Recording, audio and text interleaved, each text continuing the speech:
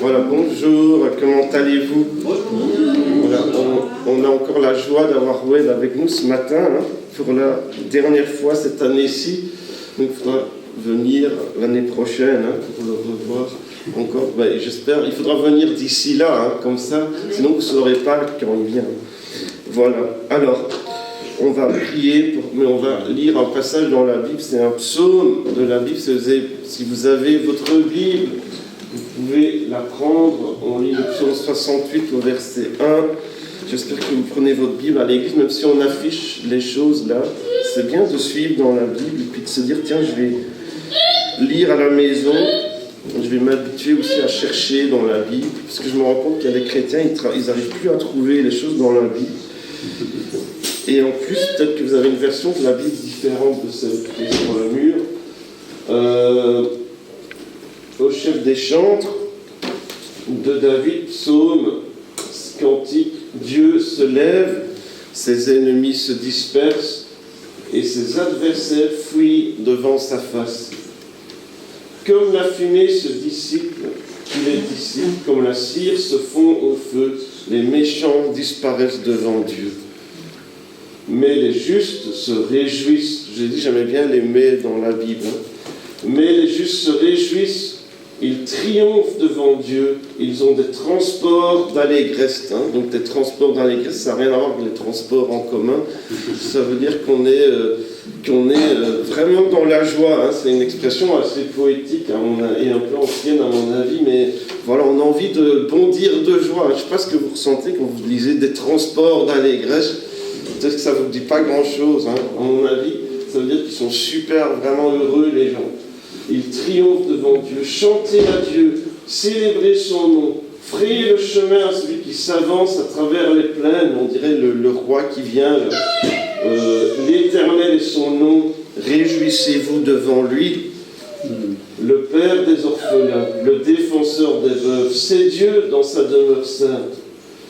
Dieu donne une famille à ceux qui étaient abandonnés, il délivre les captifs, il les rend heureux, les rebelles seuls habitent des lieux arides.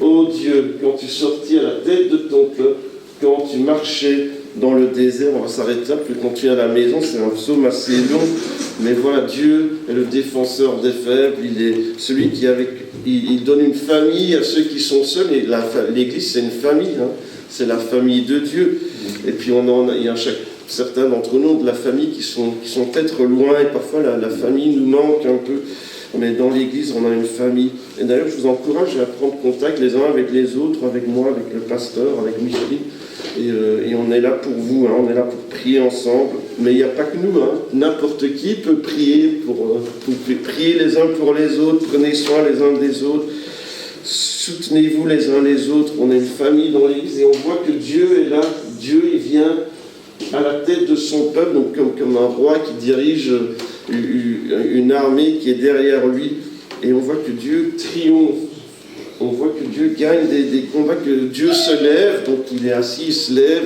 et ses ennemis se dispersent, on ne les voit plus, ils ont disparu, et les enfants de Dieu, mais les justes triomphent, ils se réjouissent, ils sont dans la joie. Et ce matin, j'ai envie qu'on célèbre Dieu, qu'on dit Dieu, tu es grand, Dieu, tu es bon, Dieu, tu es merveilleux, Dieu, on veut se confier en toi et on veut que ton esprit dirige nos vies. Et c'est tous les chants qu'on a choisis ce matin. On va prier pour commencer et puis on va louer Dieu de tout notre cœur, comme s'il n'y avait rien de plus important dans la vie. Et en fait, c'est ça, il n'y a rien de plus important dans la vie que de louer Dieu. Je crois même que le but de la vie, le but de l'existence, c'est louer Dieu. Merci Seigneur pour tout ce que tu fais ce matin. Il n'y a rien de mieux que toi, il n'y a rien de plus grand que toi. Et nous sommes créés pour te louer, nous sommes créés pour t'adorer et pour dire combien tu es grand, pour admirer tout ce que tu fais et pour dire Dieu, ce que tu fais est grand, ce que tu fais est merveilleux. Et quand tu te lèves, tes ennemis, parce que oui, il y a des ennemis, et on ne comprend pas toujours pourquoi il doit y avoir des ennemis, mais quand tu te lèves, tes ennemis se dispersent. Et ceux qui sont contre toi sont dans la confusion, ils sont dans la honte. Et ils partent par 10 000 côtés. Merci Seigneur, parce que tu marches devant nous. Tu n'es pas le chef qui est derrière et qui envoie les gens au casse-pipe, mais tu marches devant nous. Et la victoire est assurée. Les justes triomphent.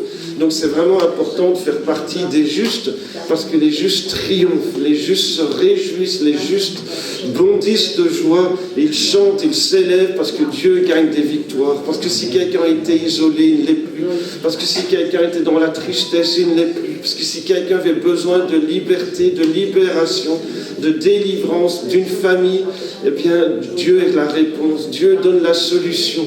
Tu es là, Seigneur, et nous te remercions ce matin pour tout ce que tu fais encore pour nous. Oui, quand tu marches à la tête de ton peuple. Merci, Seigneur, pour ce que tu fais encore au milieu de nous. Nous sommes ton peuple et tu es notre Dieu. Et nous voulons te suivre. Et ce matin, nous sommes là pour te louer, pour dire combien tu es grand, combien tu es bon, combien, Seigneur, nous ne pouvons rien sans toi. Et nous avons complètement et totalement besoin de toi. Merci, Jésus. Amen. Le premier chant nous dit Dieu est infiniment grand. Infiniment. C'est long, infiniment. Infiniment grand. Et on peut réfléchir, et je vous invite à réfléchir. Dieu a créé les gens avec un cerveau, c'est pour réfléchir. Et on regarde autour de nous, on regarde l'univers, on regarde la création. Beaucoup de grands scientifiques de l'histoire étaient des croyants qui étaient émerveillés parce que Dieu avait fait. Les océans, les mers, tout ce qui existe autour de nous, les choses incroyables. Et on se dit, mais Dieu est quand même grand. C'est pas possible que ça vienne de rien. Quelqu'un d'intelligent a créé tout ce qui existe. Et puis on dit, mais je regarde ma vie, je regarde comment tu m'as fait, comment tu m'as amené jusque-là, comment tu t'es révélé à moi, que tu continues encore à te révéler à moi. Et je me dis, mais non, tu es grand, mais en plus tu es bon.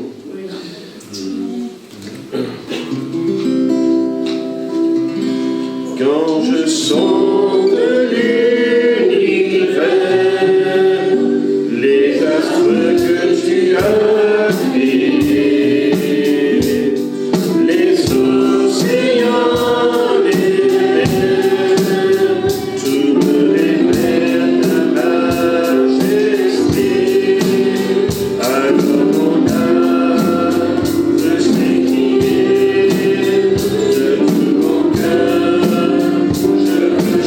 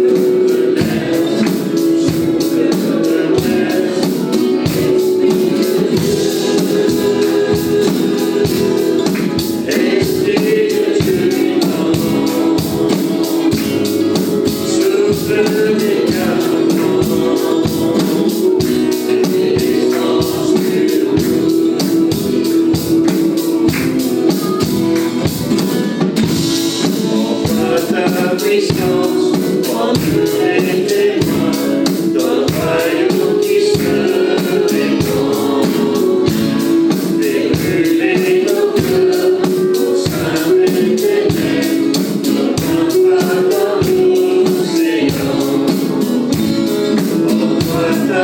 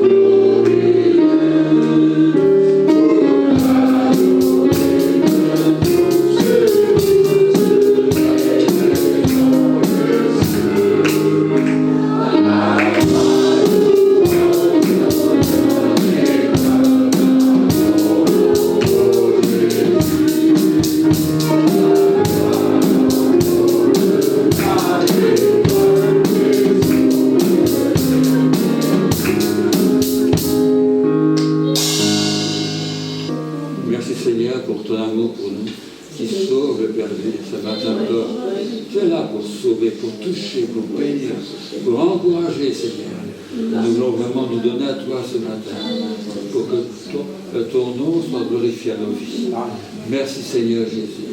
Merci pour la puissance du nom de Jésus, pour ton sang précieux qui nous lave de tout péché, nous délivre du mal.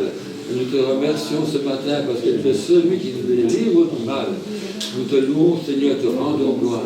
Merci Seigneur Jésus. Nous te prions Seigneur ce matin pour tous ceux qui ont besoin de toi dans leur corps. Nous te prions pour Marie-Thérèse, Seigneur, que tu étends ta bonne main sur elle aussi. Et pour tous ceux qui se réclament de toi ce matin. Merci Seigneur Jésus. Que tu puisses souffler ton esprit sur nos vies, sur nos cœurs, sur nos maisons. Pour la gloire et l'honneur de ton nom. Amen. Amen. Tel que je suis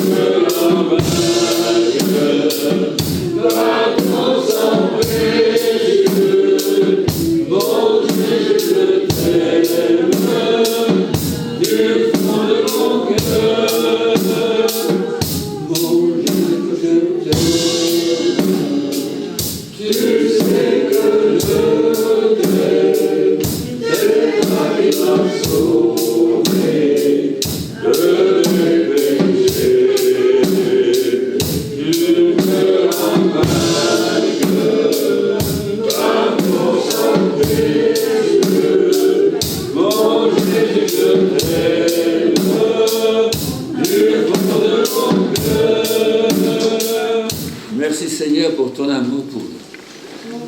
Merci Seigneur pour tout ce que tu as fait. Nous sommes venus pour te bénir et t'adorer.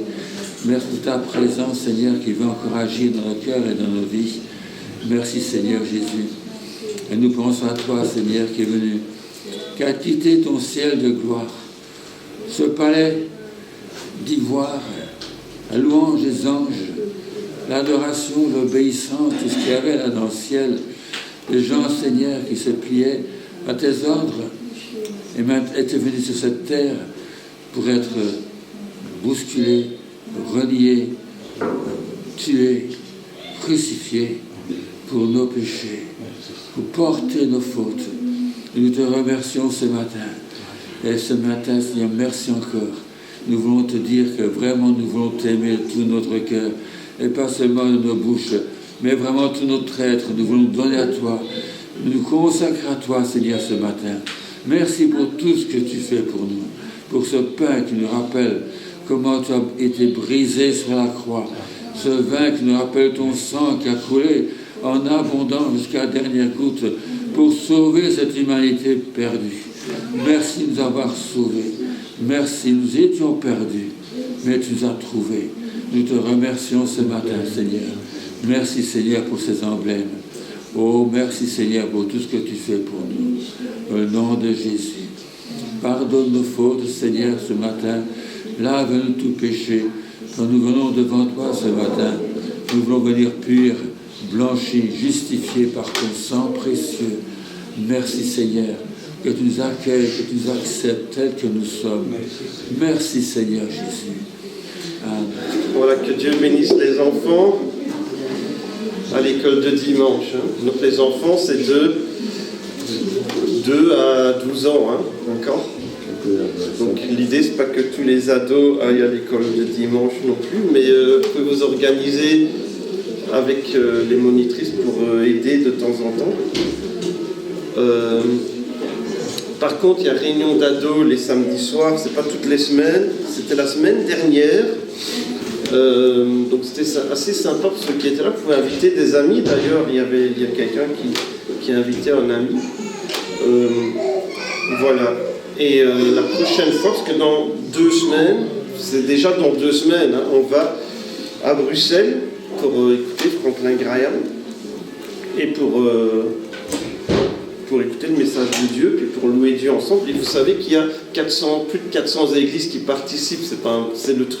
C'est un truc unique. Vous n'allez pas vivre ça beaucoup de fois dans votre vie. On a déjà fait des choses avec 10 églises, 20 églises, 30 églises. Là, c'est 450 églises. Ils attendent, ils imaginent qu'il y aura peut-être 12 000 personnes. Je ne sais pas comment ils vont. Voilà, c'est un truc énorme.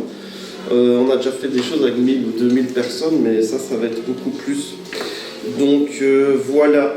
Donc venez, vous serez bénis. Il n'y a plus moyen d'aller dans le car, mais il y a moyen d'aller en transport en commun. C'est assez facile. Liège, Verviers-Bruxelles, c'est pas très compliqué. Et de là, vous avez un tram ou un métro, vous descendez au Ezel, et c'est là, c'est près du stade Roi-Baudouin, près de l'Atonium, c'est dans ce coin-là. Voilà. Sinon, vous allez en voiture, et ça va encore plus vite. Et en plus, si vous avez des places, vous pouvez le dire, parce qu'il y a peut-être quelqu'un qui aurait envie d'aller et qui pourrait venir avec vous. Voilà. Alors, c'est à 18h, je ne sais pas encore l'heure du bus. Mais à mon avis, ça va être dans le milieu de l'après-midi. C'est à 18h, ça se finira à 9-10h à mon avis. Voilà.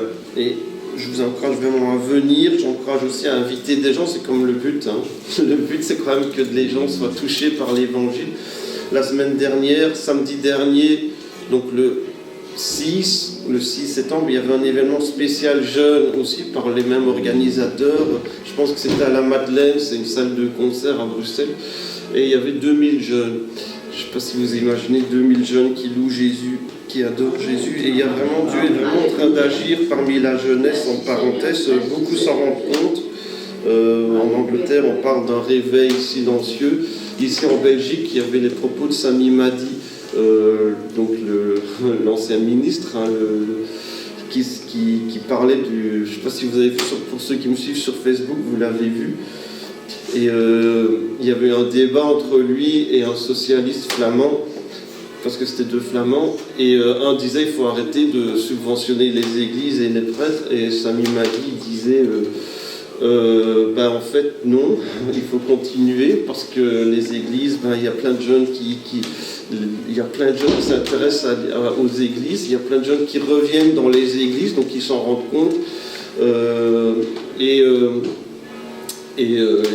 l'évangile, l'église donne un sens, trouver un sens dans la vie, c'est quand même une plus-value pour la société, c'est bénéfique à la société, donc il faut continuer d'encourager les gens à chercher un sens, et donc il faut continuer de subventionner les églises. C'était son point de vue, mais moi je trouvais intéressant qu'ils se rendent compte que les jeunes, il me disait, dans un monde où tout est artificiel, les jeunes cherchent un sens, et ils trouvent un sens dans les églises et d'autres endroits aussi, mais il faut que l'église soit présente, il faut que l'église soit active, parce qu'il y a des gens en recherche, il y a des gens qui ont des questions, qui veulent autre chose, des choses réelles, concrètes, pas juste des réseaux sociaux et des choses artificielles. Il y a des gens qui veulent rencontrer des vraies personnes, qui veulent parler face à face, qui veulent poser des vraies questions, et il faut que l'église soit là.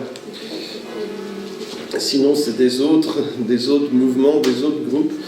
Mais voilà, Dieu est en train de... Vraiment, Dieu agit parmi la jeunesse et c'est vraiment encourageant. Chaque fois que je vois qu'il y a des concerts, des événements pour les jeunes, il a l'air que c'est rempli.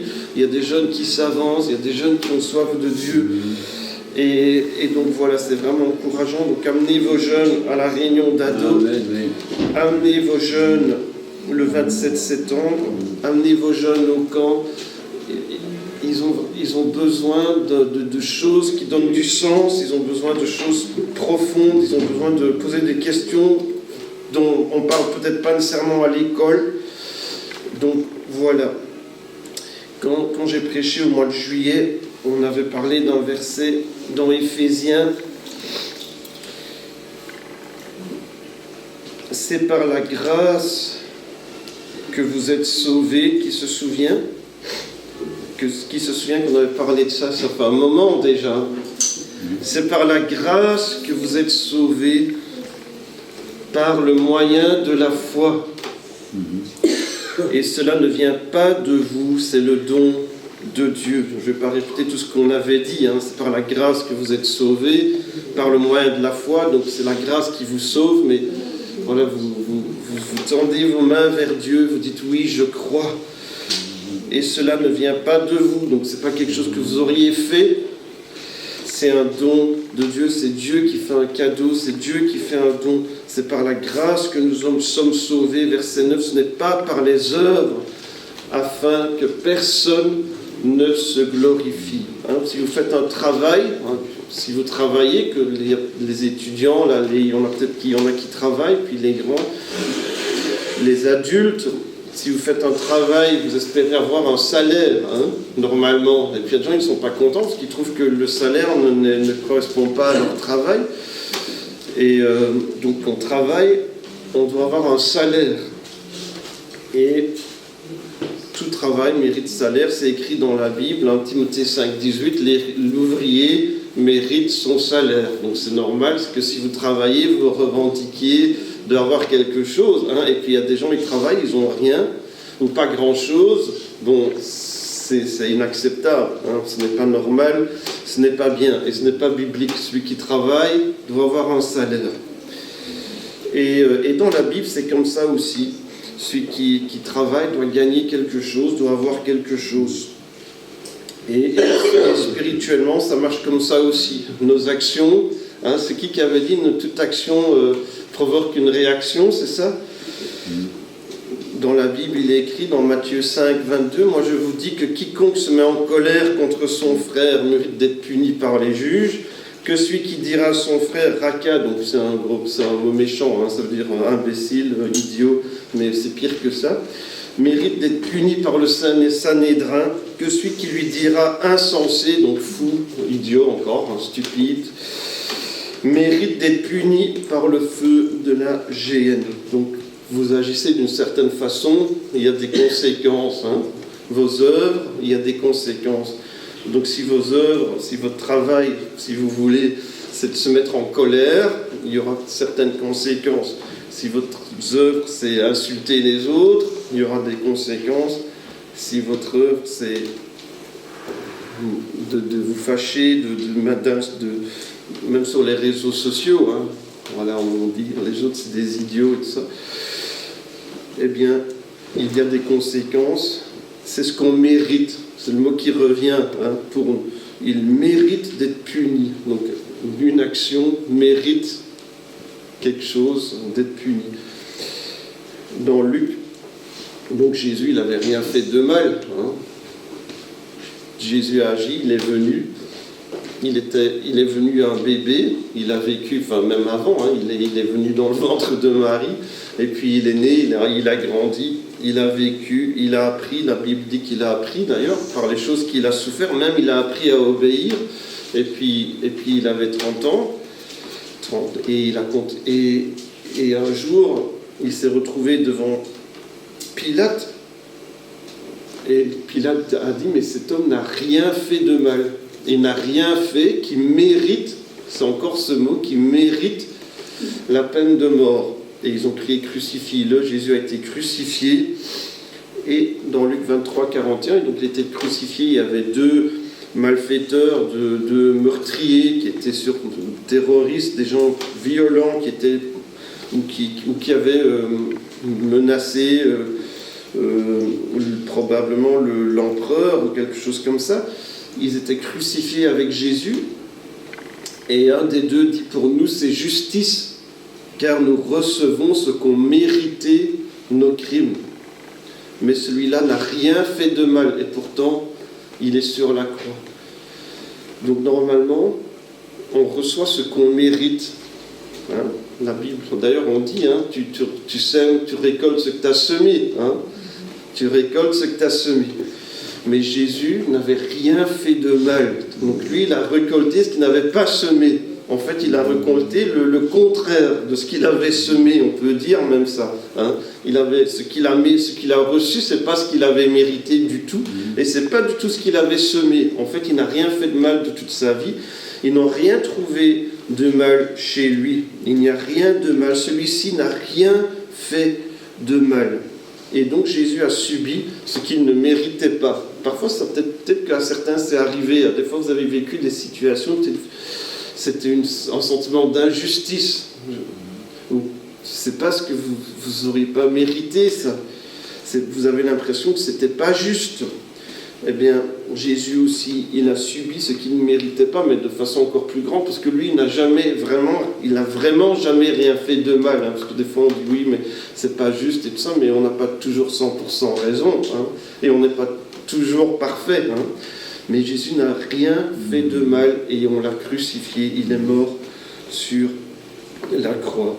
Donc là, c'est un petit peu une anomalie, quelqu'un qui n'a rien fait de mal, et qui reçoit une condamnation aussi grave que celle-là. Aujourd'hui, je pense que les gens seraient quand même...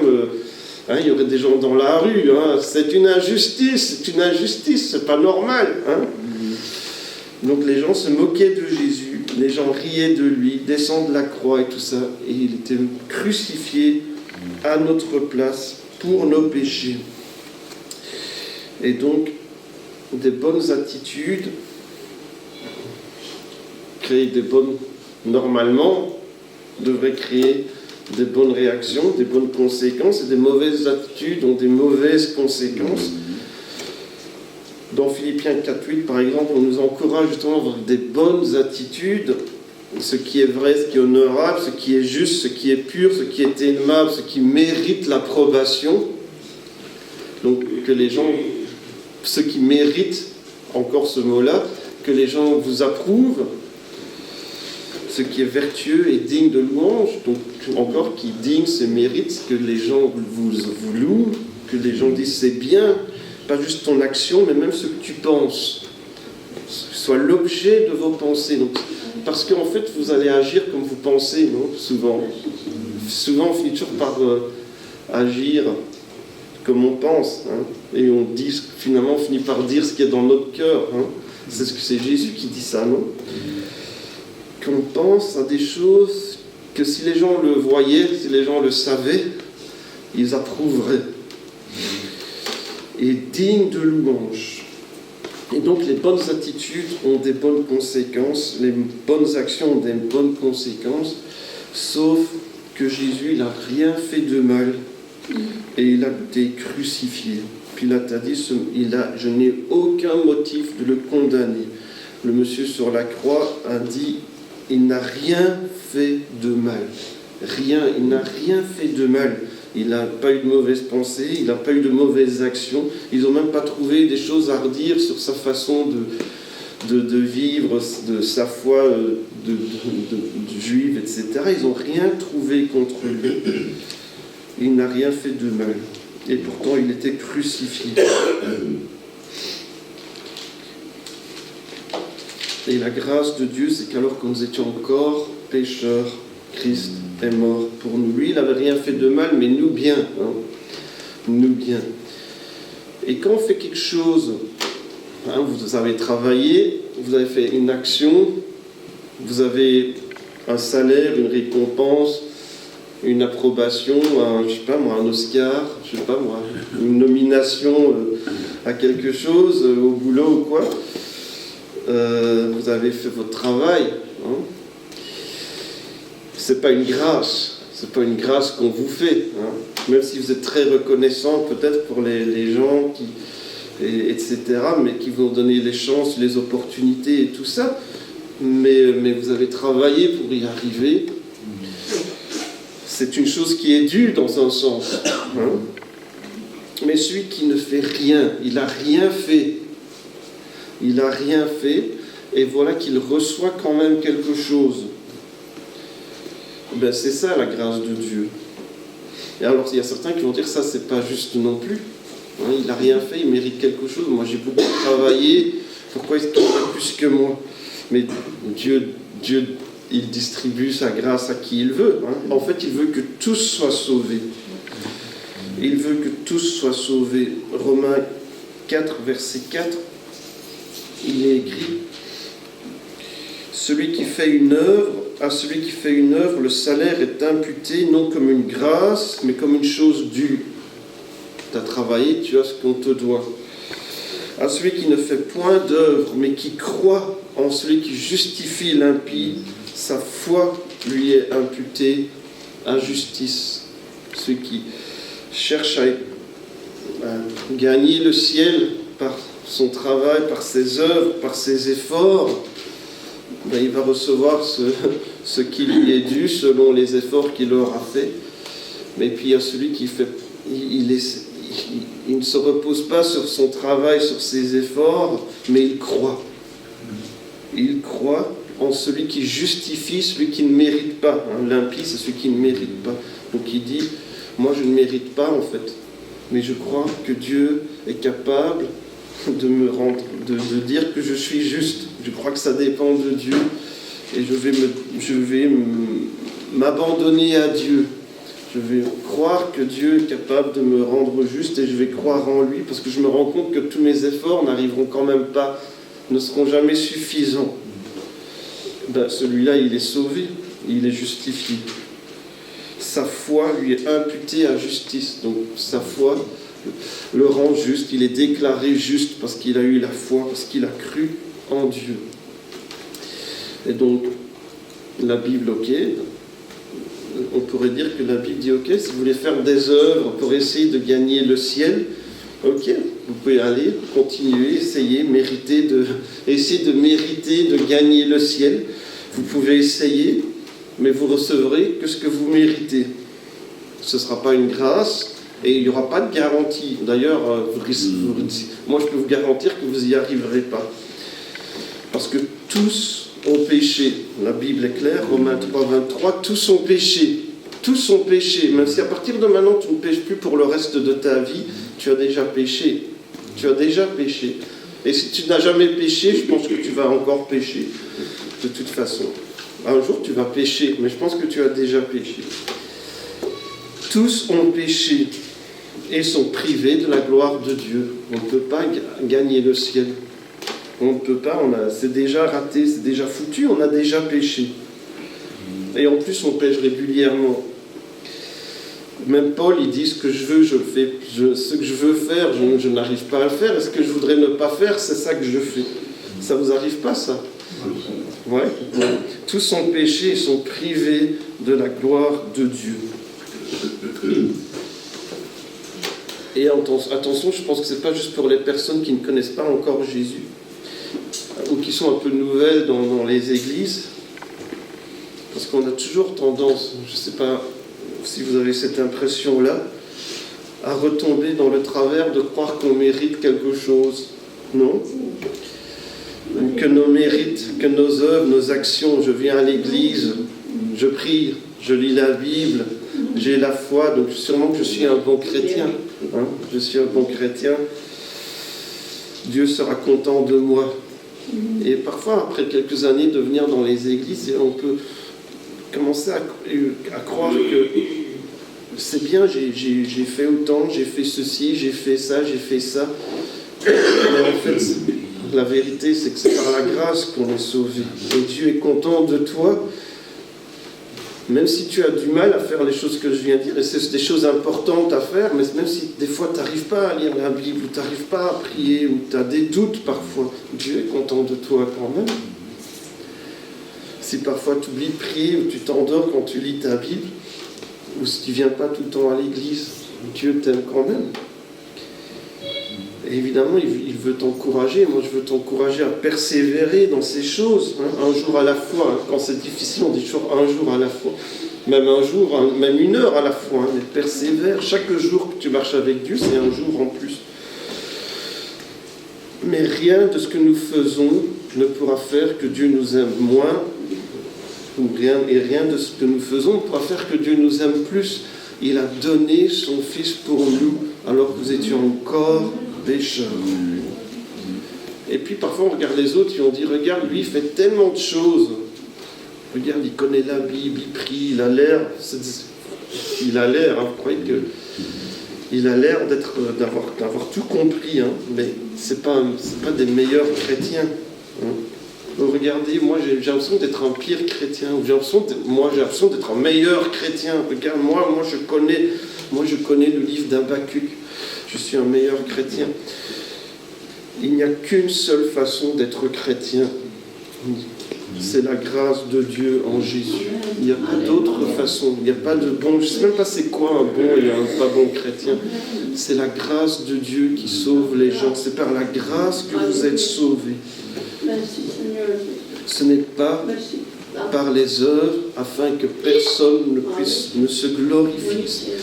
Ça veut dire que c'est pas bien de faire. On aime Jésus, on veut faire des choses pour Jésus. Mais elle ne me justifie pas, elle ne me rend pas plus méritant qu'un autre. Je fais les choses parce que j'aime Jésus. Je fais des choses parce que je voudrais que les autres connaissent Jésus. Parce que je voudrais que l'amour de Dieu se répande. Mais tout est par grâce, ce n'est pas par les œuvres, afin que personne ne se glorifie. Le salut est entièrement un don. Et à partir du moment où on décide que je vais essayer de gagner les choses par les œuvres, par mes actions, je vais croire que je mérite quelque chose, alors on tourne le dos à la grâce. C'est très sérieux, c'est très important. C'est pour ça que Paul est fâché avec les Galates, par exemple. Vous courriez si bien, pourquoi vous êtes retourné en arrière, qu'il leur dit. Parce que soit c'est la grâce, soit on essaye de mériter, mais ça ne peut pas être les deux. Le salut est un don immérité. Il n'y a rien à se vanter, que personne ne se glorifie. Que personne ne se glorifie. Et dans la société de l'époque, parce que ce que Paul dit est assez contre-culturel, c'est ça se dit ce mot-là. Dans la société de l'époque, dans la société grecque et romaine, mais c'est la même chose aujourd'hui, les gens se vantaient de ce qu'ils avaient accompli, de ce qu'ils avaient réussi. Même Paul, il aurait pu. Hein, il dit quelque part, les choses que j'avais apprises quand j'étais enfant, et je suis né dans telle famille, et j'étais enseigné par tel professeur vraiment réputé, et j'avais vraiment toute la vie tracée devant moi, j'étais dans les meilleures écoles, etc.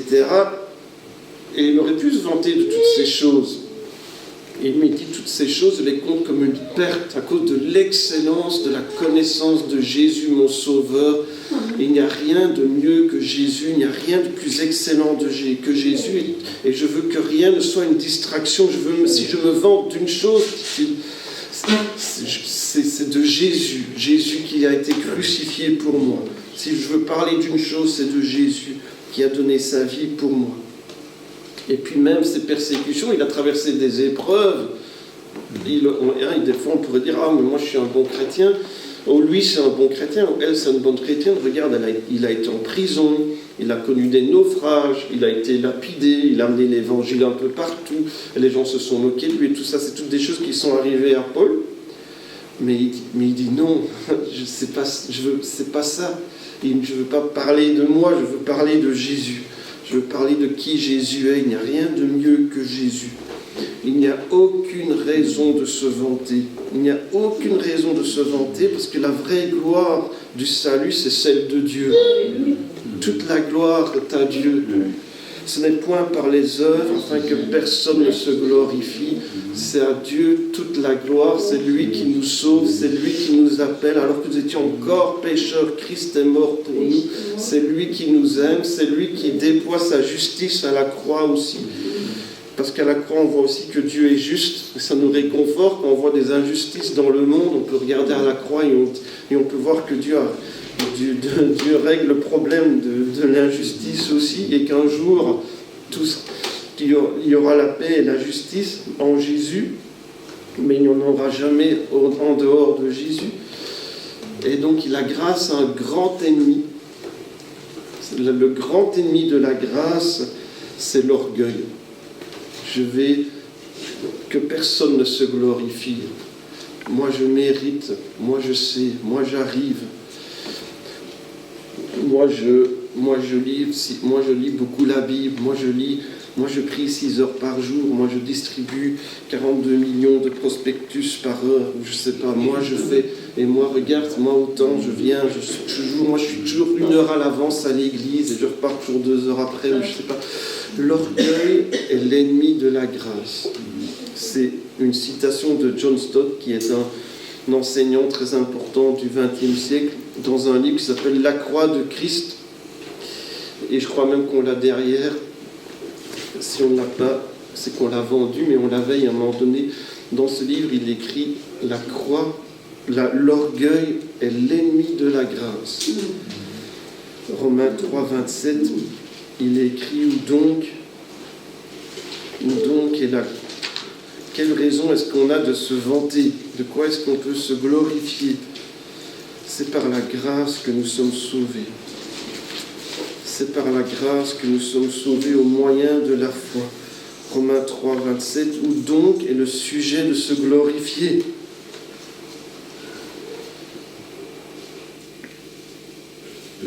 Il est exclu. Il n'y a rien à se glorifier, à se vanter. Par quelle loi? Par la loi des œuvres? Ben non, justement, parce que sinon on pourrait dire, moi j'ai fait, toi t'as fait, c'est bien. Non, mais par la loi de la foi. C'est intéressant ce mot, la loi de la foi. Il y a une loi de la foi. La loi de la foi, c'est que si tu crois en Jésus, tu es sauvé. Tu es une nouvelle création. Et tous les gens qui sont sauvés, ils sont sauvés de la même façon. Celui qui croira sera sauvé. Mais celui qui ne croira pas sera condamné. C'est ça la loi de la foi. C'est par la grâce que nous sommes sauvés, par le moyen de la foi. Et Jésus attend simplement une chose, c'est tu donnes ton cœur. Jésus, prends mon cœur, prends ma vie. Je veux vivre pour toi. Chaque jour, je veux te suivre, un jour à la fois. Je veux m'accrocher à toi. Je ne pense pas avoir tout compris, mais je sais une chose, dit Paul, oubliant ce qui est en arrière et me tendant vers ce qui est en avant, je cours vers le but. Je ne pense pas y être déjà arrivé, c'est Paul qui écrit, lui qui avait déjà accompli tellement de choses. Et nous, on dirait, regarde quel bon chrétien. Lui, il dit, non, je ne pense pas y être déjà arrivé, mais je fais une chose, j'oublie ce qui est en arrière. Et je me penche, je cours vers le but, je tends en avant comme les athlètes qui se tentent pour essayer d'être les premiers derrière la ligne d'arrivée. Là, même s'il y a un bout de leur nez qui passe, ils ont gagné. Je fais une chose, je tends vers l'avant. Le but, c'est Jésus. L'objectif, c'est Jésus. Tout ce qui m'intéresse, c'est Jésus. Et le faire connaître, le connaître et le faire connaître. Il n'y a rien de plus important. La grâce de Dieu, c'est par la grâce que vous êtes sauvés. C'est Dieu qui fait une chose et nous on y croit. Et cela ne vient pas de vous, c'est un don de Dieu, c'est un cadeau de Dieu. Ce n'est point par les œuvres, afin que personne ne se glorifie.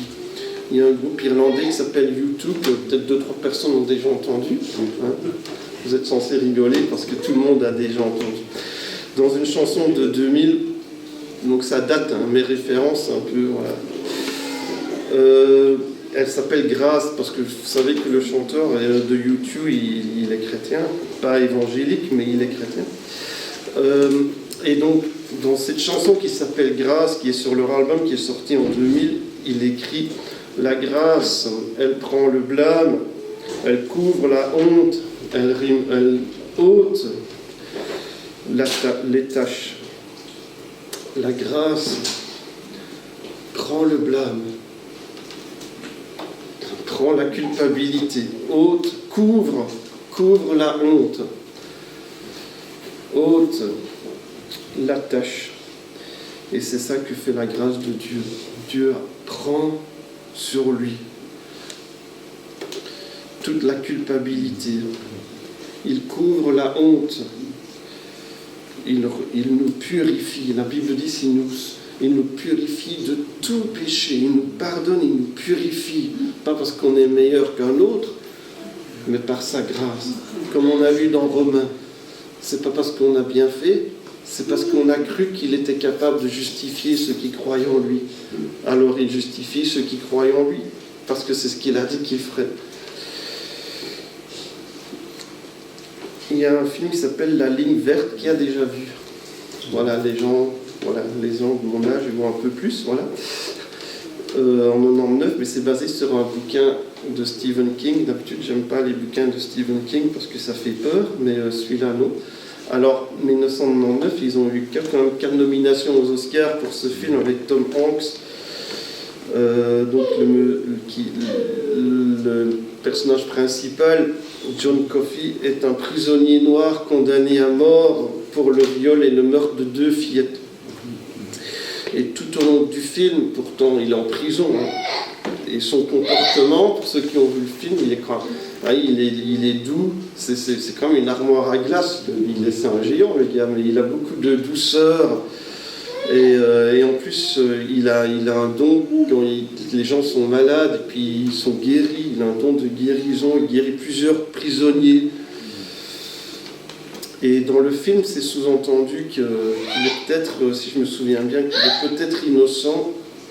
En tout cas, c'est pas sûr que c'était lui le coupable. Mais dans le livre, c'est clair qu'il est innocent. Dans le livre de Stephen King, il est bien innocent. Et dans le livre, on montre même c'est qui le coupable, c'est un autre. Enfin voilà, c'est un autre gars. Mais moi, ça me fait penser quand même à quelqu'un d'autre, à une autre histoire. Hein. Quelqu'un qui est condamné à mort alors qu'il est innocent et qui apporte la lumière et la guérison dans un lieu de ténèbres. Je ne sais pas à qui est-ce que ça vous fait penser. Voilà, moi, ça me fait penser à Jésus, évidemment. Une lumière dans la nuit, un innocent qui est condamné et un condamné qui guérit les autres. La justice humaine qui est faillible et qui fait des erreurs. Mais la Bible nous dit que la grâce divine est infaillible. Et tous ceux qui croient en Jésus peuvent être sauvés. Il est venu dans nos ténèbres et il est venu toucher les cœurs, guérir les cœurs. On a chanté, c'est un baume qui guérit.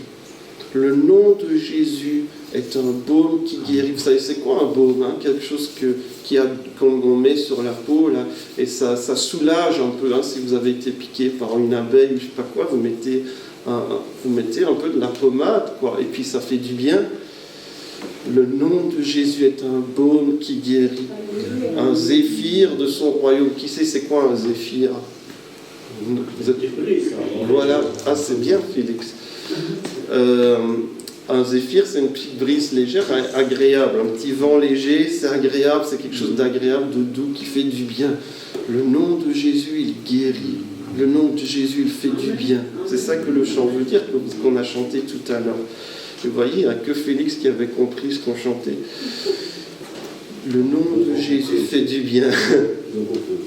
Ouais. Le nom de Jésus fait du bien. Le nom de Jésus guérit, il soulage, il rafraîchit. C'est un petit vent bien qui fait du bien quand il est là. Un baume qui guérit et il sauve. Il sauve. C'est par la grâce que vous êtes sauvés, par le moyen de la foi. Ce n'est pas par les œuvres, afin que personne ne se glorifie, mais c'est un don de Dieu. Dieu sauve tous ceux qui disent Jésus, je n'y arriverai jamais, mais je crois que toi, tu es capable de décider de me sauver. Et Dieu dit, ok, si tu crois, je te sauve. Je ne sais pas si vous avez déjà reçu une facture. Hein. Moi, avant, quand je grandissais, on aimait bien recevoir des choses par la poste. Hein. On va recevoir une lettre, on va recevoir une carte. Maintenant, on ne reçoit jamais des cartes, des lettres et tout ça. Sauf quand c'est pour dire qu'on doit payer quelque chose. Hein. Ça vous arrive aussi. Ouais. Donc, on est très contents. Voilà. Un cadeau. Tu pars Et en plus, impossible de payer, hein, comme les agriculteurs que j'ai vus à la télévision hier soir, ils ne savent pas comment ils vont payer. C'est des choses qu'on leur avait dit qu'ils ne devraient pas payer. Enfin, je n'ai pas tout suivi, mais ils sont quand même assez choqués. C'est des milliers d'euros qu'ils viennent de recevoir, ils ne savent pas comment ils vont payer. Impossible de payer. Impossible de se vanter de l'avoir mérité. Si quelqu'un, j'ai oublié de vous dire, impossible de payer, mais quelqu'un propose de vous aider, voire de payer pour vous. Vous ne pouvez pas dire j'ai mérité, mais vous pouvez dire je l'accepte. Vous ne faites pas le fier, hein, vous l'acceptez humblement, vous dites merci. C'est ça le salut. Vous ne pouvez pas mériter, vous n'arriverez jamais. Comment est-ce qu'on peut réparer déjà? Si Dieu nous envoyait la facture, là, vous imaginez, c'est impossible, hein, il faudrait 25 vies. Il y a des pays où on accumule les temps de prison, là. Vous êtes condamné à 300 ans ou à 150 ans, je ne sais pas. Mais c'est impossible. Comment est-ce qu'on peut payer? Comment est-ce que l'humanité pourrait rembourser Dieu? Mais Jésus dit, c'est pas grave, je paye. Je paye pour les gens. Et Dieu a décidé que quiconque qui croirait, eh bien, serait sauvé. J'annule la dette pour chaque personne qui croit. Évidemment, mon but, c'est d'annuler la dette de tout le monde, dit Dieu. Mais les gens sont libres de croire ou de ne pas croire. C'est par la grâce que vous êtes sauvés. Ce n'est pas par les œuvres, afin que personne ne se glorifie. On peut faire tellement de bonnes choses, mais ça ne nous sauve pas. Ça ne veut pas dire qu'il ne faut pas faire beaucoup de bonnes choses, mais elles ne nous sauvent pas. Par contre, si on est sauvé, on va avoir envie de faire des bonnes choses. Et c'est C.S. Lewis qui dit un effort moral sérieux. Donc vraiment essayer de gagner le ciel par nos efforts sérieux souvent amène les gens à jeter l'éponge. On n'y arrive pas, on est découragé, on n'arrive jamais. Je vais vraiment essayer très très fort, je vais faire un effort très fort, hein. Un jour, une semaine, 2 semaines, 3 semaines, un mois. Mais après, au moment, je laisse tomber, hein, on jette l'éponge. Les résolutions du nouvel an, elles ne durent jamais très longtemps. Hein. Et encore, on ne parle que de faire plus de marche et de vélo, on ne parle pas d'arrêter de mentir ou d'arrêter d'être hypocrite ou des choses comme ça. Un effort moral sérieux peut vous amener à jeter l'éponge, mais la foi en Christ seule peut vous sauver du désespoir. À ce moment-là, quand vous êtes prêt à dire « moi je jette l'éponge, j'y arrive pas, je suis trop nul, j'arriverai jamais ». Et c'est là que vous dites « moi je crois en Jésus ». Et il vient, il vous arrache des grandes eaux, il vous met au large, il vous délie, vous êtes sauvés. Mais C.S. Lewis dit « mais de cette foi vont naître bien évidemment des bonnes actions. Vous n'êtes pas sauvés par vos œuvres, mais si vous avez été arrachés des ténèbres, quand vous avez mis votre foi en Jésus, vous allez vouloir suivre Jésus et vivre d'une façon qui est agréable à Dieu. La foi en Christ est notre seul refuge. Et s'il y a des bonnes œuvres, et si la Bible nous encourage à faire des bonnes œuvres, c'est en conséquence de notre foi, parce qu'on a cru en Jésus. Et d'ailleurs, il nous transforme. Hein. Nous sommes des nouvelles créatures. Nos œuvres ne viennent pas le centre, ne sont plus le centre, ne sont plus les choses sur lesquelles on s'appuie. Je m'appuie sur ces choses pour être sauvé, que ce soit des œuvres, des efforts que l'on fait, ou que ce soit des choses religieuses, des rituels, où je vais autant à l'église, où je fais autant de prières, où je prie autant de fois par jour. Je ne m'appuie plus sur ces choses pour être sauvé, mais je fais ces choses parce que Jésus m'aime et parce que j'ai compris l'amour de Dieu. Et donc le centre, ce qui me sauve, le centre, mon but, mon objectif, c'est Jésus. Et je ne me repose pas sur mes œuvres, je me repose sur Jésus. On ne peut pas gagner sa place auprès de Dieu en s'efforçant ou en essayant de prouver quoi que ce soit. On ne peut rien prouver à Dieu de toute façon. Et on ne peut rien cacher à Dieu non plus. On peut se donner une bonne apparence, hein. mais Dieu, il voit les cœurs. Et d'ailleurs, on peut avoir une pas si bonne apparence, et Dieu, il voit qu'on a peut-être un cœur bon aussi. Et on peut faire des gros efforts pour se donner un certain air, mais le fond du cœur, qui va changer le cœur? Il n'y a que le sang de Jésus. Les enfants, ils chantent: le savon lave mon visage, mes pieds, mes mains, quel bonheur. Ceux qui ont grandi dans les églises, ils ont peut-être entendu ce chant. Mais mon cœur, s'il y a une tache dessus, qui va laver mon cœur? C'est pas le savon, hein, non. Je sais pas, hein, non. Faut pas essayer, hein, faut pas boire du savon. Par contre, c'est Jésus. Non, rien je ne lui cache, je lui dis tout. Parce qu'il peut tout effacer. Donc je ne vais pas faire semblant devant Jésus, dire mais non, je dis tout à Jésus. Parce que tout ce que je lui dis, il va pouvoir l'effacer, il va pouvoir laver, lui seul peut laver mon cœur. Et la Bible nous dit: accepte ce don, c'est un don de Dieu. Et quand on reçoit un cadeau, on a deux choix, non ou oui. Hein, je l'accepte pas. Accepte le don de Dieu. Et fais confiance à Jésus. Ce n'est pas par les œuvres. Et ça nous soulage dans un sens. Il y a des gens qui n'aiment pas, qui voudraient pouvoir faire quelque chose. Mais d'un autre côté, ça enlève la pression. Tu ne dois pas essayer de prouver quelque chose, ni à toi, ni aux autres, ni à Dieu. C'est par la grâce que tu es sauvé. C'est par la grâce. Il n'y a pas de pression sur toi. Dieu t'aime comme tu es. C'est par la grâce que tu es sauvé. Là, on a chanté ce chant: tel que je suis, sans rien à moi. La personne qui l'a écrit s'appelle Charlotte Elliott. Alors on est au 18e siècle, hein, enfin 1789, 1871 qu'elle a vécu. C'était une Anglaise. Et elle vivait en Angleterre. Et sa famille était cultivée, sa famille était chrétienne. Et elle avait beaucoup de talent. D'ailleurs, elle a écrit beaucoup d'autres chants. Mais quand elle a eu 30 ans, elle a commencé à être très malade. Elle avait une santé très très fragile. Et elle était souvent au lit, invalide, incapable de faire quoi que ce soit.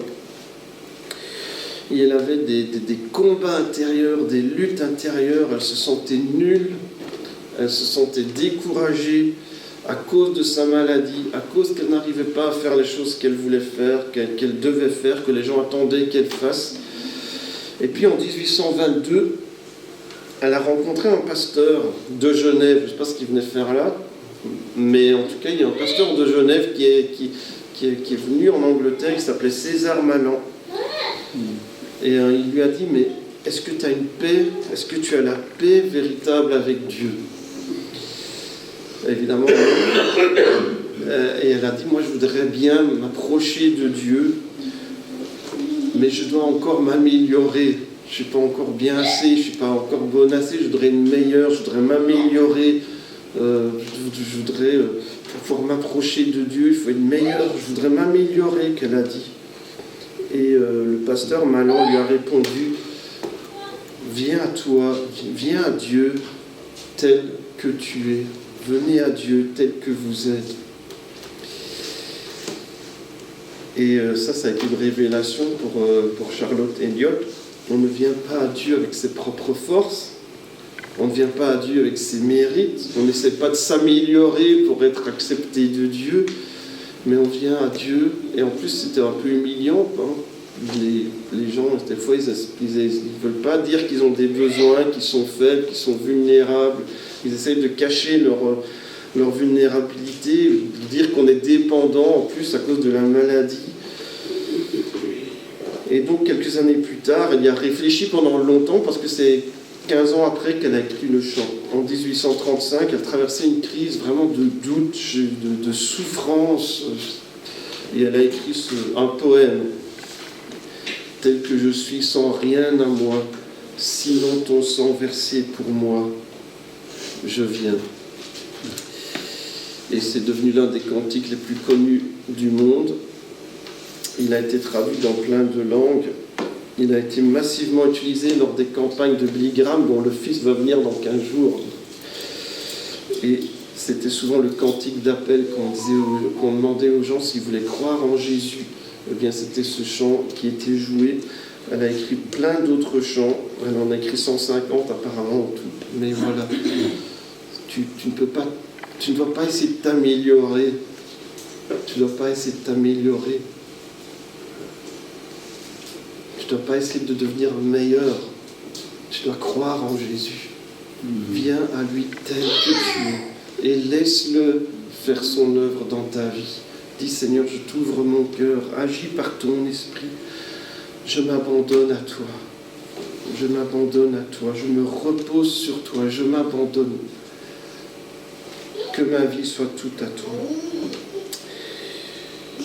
On va prier. Et puis on continuera. La prochaine fois que c'est moi qui prêche, on verra le verset 10. C'est par la grâce que vous êtes sauvés, par le moyen de la foi. Et cela ne vient pas de vous, c'est le don de Dieu. Ce n'est pas par les œuvres, afin que personne ne se glorifie.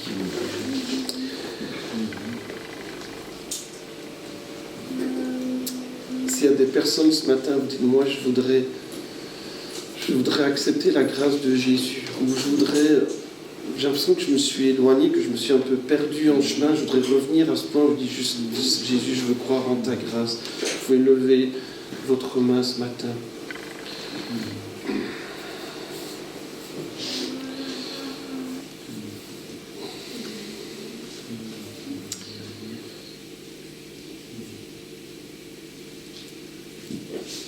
Voilà, il y a une personne qui a levé sa main, il y a 2 personnes qui ont levé la main. Il y a 3 personnes qui ont levé la main.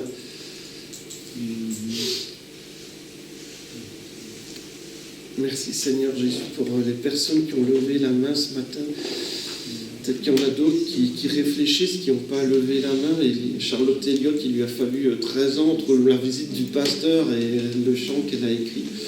Je te prie vraiment que tu agisses dans les cœurs. Je te remercie pour les 3 personnes qui ont levé la main, même la personne les personnes qui ont levé les mains timidement, puis l'autre personne qui a levé toutes ses mains. Mais je te prie vraiment que tu agisses dans nos vies, que l'on puisse marcher avec toi, que tu guérisses, que ton nom soit comme un baume qui guérit, un zéphyr de ton royaume qui vient du ciel et qui touche nos vies, qui touche nos cœurs, qui souffle sur nos vies, que par ton esprit tu souffles sur nos vies.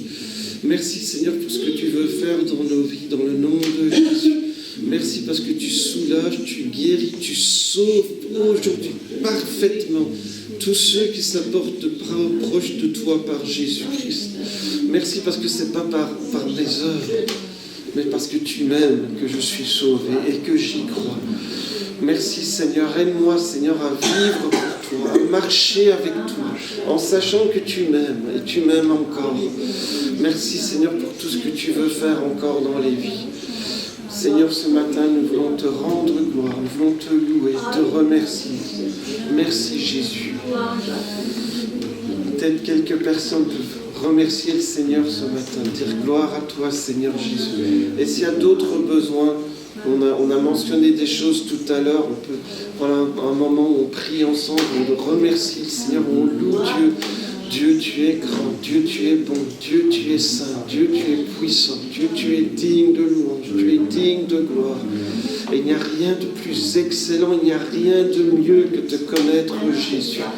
Et moi, je veux courir vers le but c'est Jésus. L'objectif de ma vie, c'est Jésus. Merci Seigneur, sans rien à moi, je viens. Tout ce que j'ai, c'est ton sang qui a coulé pour moi. Merci Seigneur Jésus. Gloire à toi Seigneur.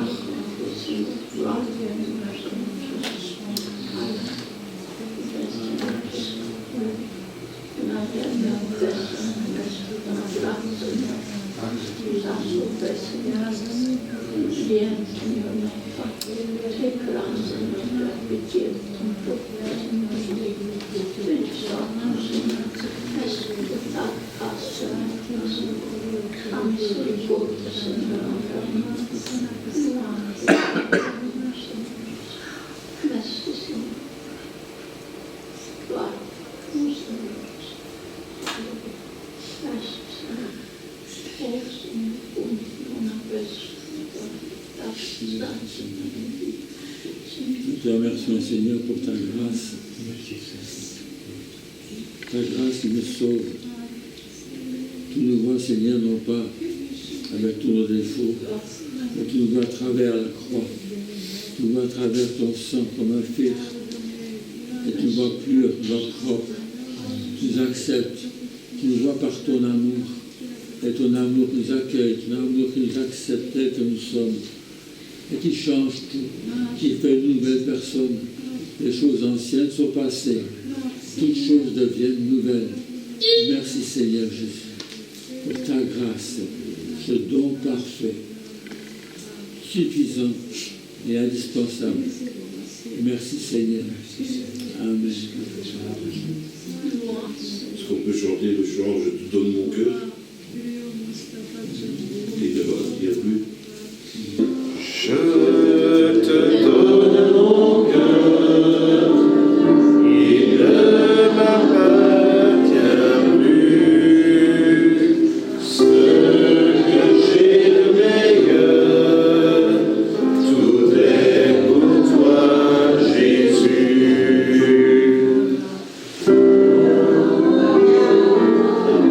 Prends mon cœur, je te donne tout. Prends ma vie, me voici, je te donne tout. Mon cœur est à toi, tout à toi. Un parfum de valeur sur toi est répandu. C'est l'offrande de mon cœur, je suis à toi, Jésus. Prends mon âme, prends mon cœur, je te donne tout. Prends ma vie, me voici, je te donne tout. Mon cœur est à toi, tout à toi. Prends mon âme, prends mon cœur, je donne tout. Prends ma vie, me voici, je te donne tout. Mon cœur est à toi, tout à toi. Mon cœur est à toi, tout à toi. Alléluia, gloire à toi Seigneur. Merci Seigneur pour ce que tu fais dans nos vies. Merci pour ton action. Merci pour le zéphyr de ton royaume, ton vent qui souffle sur nos vies. Seigneur, merci Seigneur parce que tu touches des vies, tu veux nous transformer, Seigneur, nous utiliser, Seigneur. Merci pour ce que tu veux faire dans chaque vie, dans le nom de Jésus. Merci parce que tu es Dieu qui transforme, qui guérit, qui libère, qui sauve, qui restaure, qui est un refuge, un appui, un réconfort, une consolation. Il n'y a rien de trop difficile pour toi, il n'y a rien d'impossible avec Dieu. Et Seigneur, ce matin, nous te louons, nous t'adorons, nous te célébrons, nous te remercions, comme on remercierait quelqu'un qui n'aurait pas payé la facture pour nous. Mais toi, tu as dit, tout est accompli, tout est payé, c'est entièrement payé, tout est accompli. Et ce matin, Seigneur, comment te remercier, comment te dire merci. Seigneur, nous sommes tellement dans la joie, nous sommes tellement reconnaissants. En plus, nous étions encore pécheurs quand Christ est mort pour nous. Et Seigneur, merci parce que tu n'as pas attendu que je vienne à toi, tu n'as pas attendu que je sois bon assez, que je sois meilleur, que je m'améliore, que je sois digne de quoi que ce soit, que je prouve quoi que ce soit. Mais toi, tu prouves ton amour envers moi, toi qui n'as rien à prouver à des hommes, tu prouves ton amour envers moi alors que j'étais encore pécheur. Christ est mort pour moi.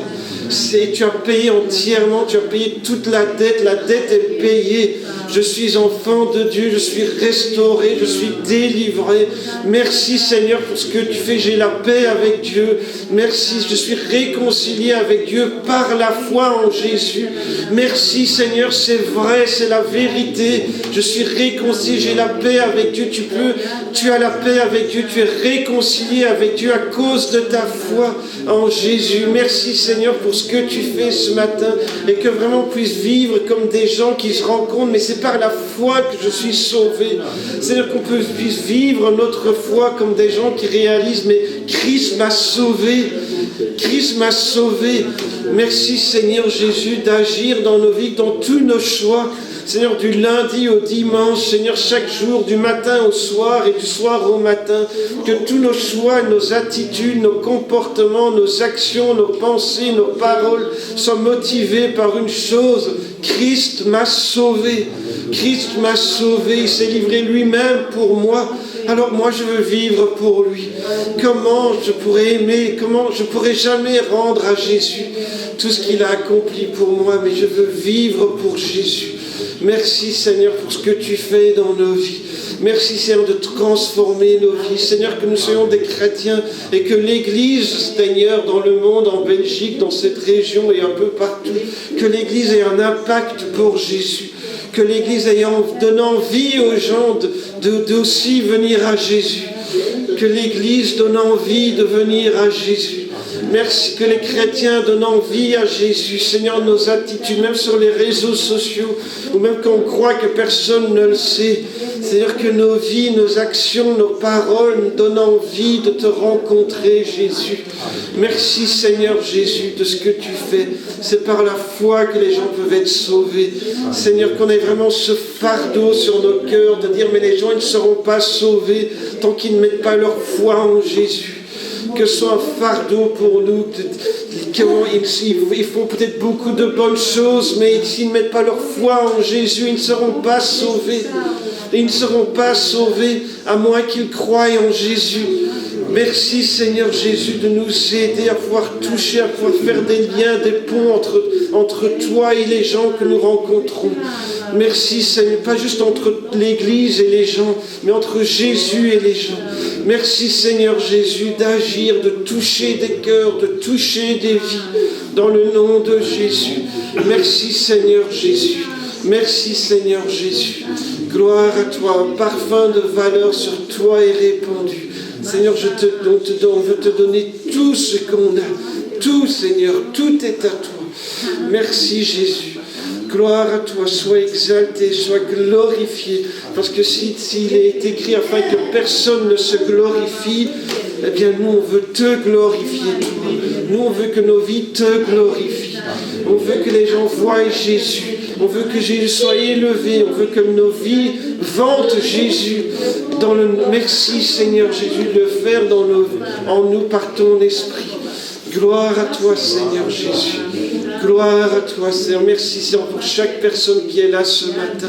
Seigneur, tu vois, il y a peut-être des personnes qui se sentaient sous pression d'essayer de gagner ou de bien faire ou d'être meilleurs ou qui ne se sentaient pas aussi bien que les autres. Mais merci parce que c'est par la grâce que nous sommes sauvés. C'est par la grâce. Et peut-être qu'il y en a, ils se disaient, moi je suis un bon chrétien, moi je suis meilleur qu'un tel. Mais Seigneur, rappelle-nous que c'est par la grâce que nous sommes sauvés. C'est par la grâce que nous sommes sauvés. Merci Seigneur Jésus. Gloire à toi Seigneur. Et merci Seigneur de nous accompagner toute cette semaine. Seigneur, mais merci Seigneur de déjà préparer le 27 septembre. Que vraiment ce soit vraiment un réveil dans ce pays. Que ce soit vraiment un réveil. On ne va pas juste entendre un beau message, un prédicateur. Mais je crois que tu veux agir dans ce pays. Je crois que tu veux toucher des gens. Je crois que tu veux réveiller des églises. Je crois que tu veux restaurer. Je crois que tu veux répondre à des prières qui ont été priées depuis peut-être depuis des dizaines d'années, peut-être même depuis que Billy Graham est venu il y a 50 ans. Seigneur, je prie vraiment que tu agisses dans le nom de Jésus. Gloire à toi, Seigneur Jésus. Amen. Que Dieu vous bénisse. Passez une excellente semaine. Mardi après-midi à 14h, c'est la réunion des dames. Voilà, donc pour toutes les dames, mettez ça dans votre calendrier, mettez une alarme, hein. Réunion des dames, hein. Noah, il a plein d'alarmes, il y en a même, sors de la maison pour ne pas rater le bus, enfin, mettez une alarme, réunion des dames, et puis le mardi soir, étude biblique, hein, voilà. Et jeudi aussi, réunion de prière, hein, venez pas rater la réunion de prière. Et dimanche, on vient encore au culte. La prochaine réunion, donc il n'y aura pas de réunion d'ado encore ce mois-ci, parce que le 27, on va à Bruxelles. Et donc la prochaine réunion d'ado, ce sera au mois d'octobre. Mais je vous tiens au courant. Voilà, passez une bonne semaine. Que Dieu vous bénisse. Amen.